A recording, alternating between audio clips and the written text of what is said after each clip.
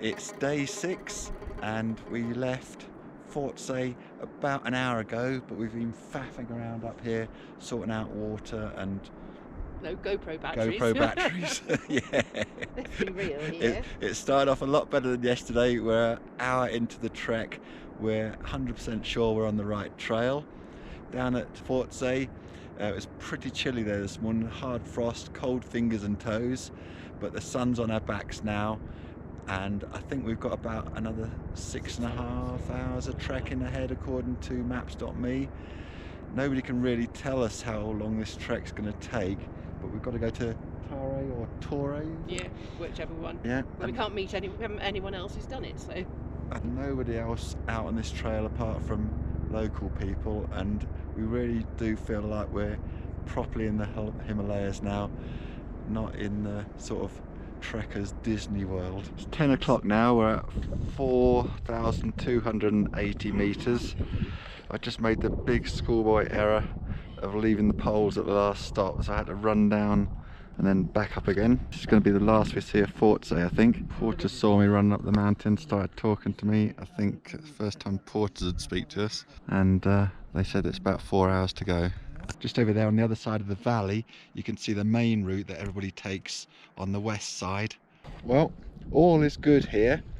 After about 3 hours, we passed a stone building, and you couldn't get into one side of it, but the other side was a sort of ox stable or something. So if you got caught out by the weather here, you would have some shelter, even if you did have to share it. But we've been going for 4 hours now, and Alison's been keeping slow but steady, and we actually seem to be ahead of schedule with maybe how much more time?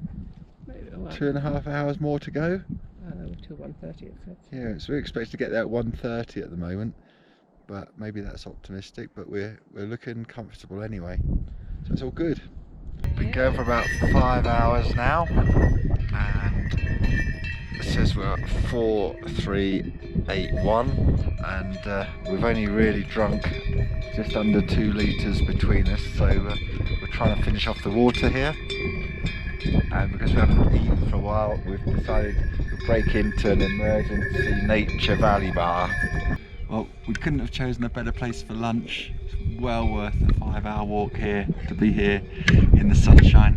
We even got peace and quiet now that all the animals have left to go onward. I think we've got about an hour and a half walk after dinner. We're now on our way down to the next little hamlet.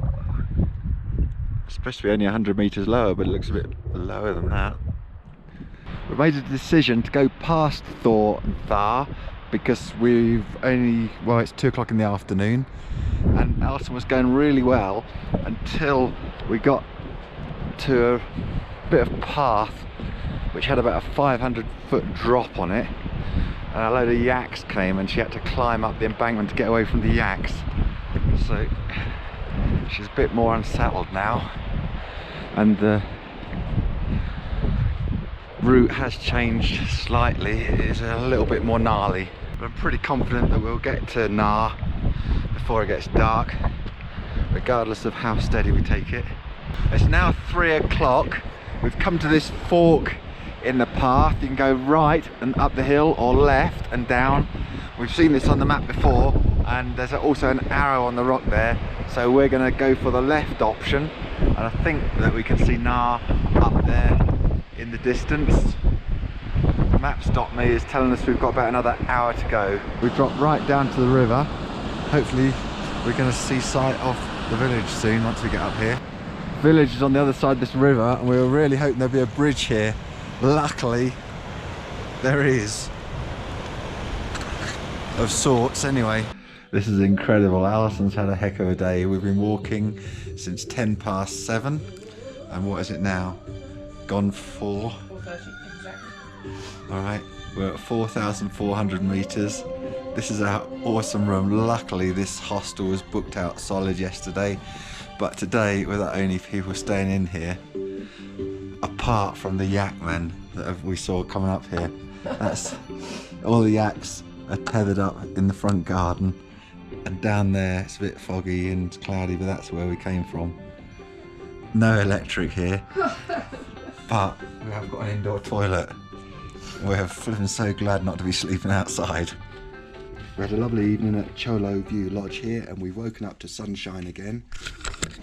But somehow during the night a different plan has been hatched, and instead of going on the normal route back over the bridge and then up to Gokyo on the west side of glacier, we're going to intend on trying to keep it on the east side of the glacier and finding a little footpath up the hill onto the main footpath back to Dragnac, and then try to walk across the glacier. It's not sure if we're going to find our way, but we'll see what happens. There's a stone building about 50 yards away from the lodge. We've walked up the river about 200 yards to a little white cottage. We're following the path around about another 100, 200 metres up the river, and then bingo, we found a stone bridge which takes us over it. So hoping that this path is going to zigzag its way up and take us onto the main path about 200 metres higher up. All is good. We've gone up about 100 metres to about 4 or 5, and the path is going southwest, and then up on the top of the skyline there we can see some flags and things, which is where the Gompa is. So I think we're on track here. Either way, it's flipping beautiful up here. So it started quite well. It's a really interesting navigation here. We managed to come up the hill and use the compass and follow the zigzags and make sure we're on the right path. And we've got up to a little village called Shamtiang, where we've then done a turn left to the north. And then after about 100 metres up on our left, there's been a Gompa, although the map showed us that Gompa should have been on the right. I don't think it really matters. So we're now carrying on in a northward direction. Hopefully we'll arrive at Shashong and a bridge in about 10 minutes. And right in the distance, you can, just in the end of the valley there, I think that's our destination for lunch with a bit of hope.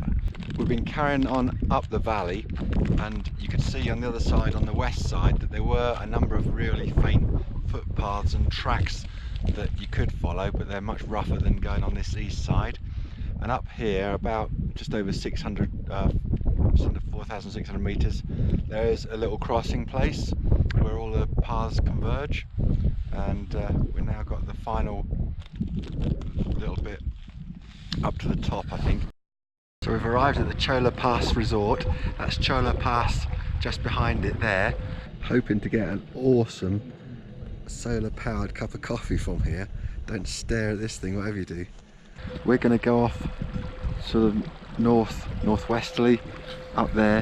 Hopefully we're going to find somewhere to cross the glacier. Alison doesn't know it, but she's just about to reach the ridge over to the glacier, which is over here. And then to the north. Wow, like a big open quarry.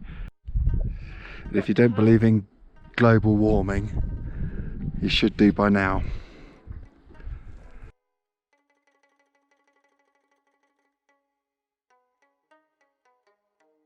Funny.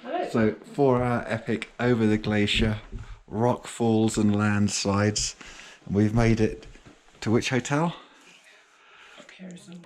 Gokyo Resort. It's probably the best room we've had. Actually got a nice view out over there as well. We're back to having an electric light in our room too. Good morning. I think it's day 8, it's Friday, and we got up before 6 o'clock. We're just gonna now go up Gokyo Ri, which is the mountain straight ahead of us. Maybe about 400 or 500 metres ascent. 500. And we're hoping that it's going to stay clear so we get some really good views to show you.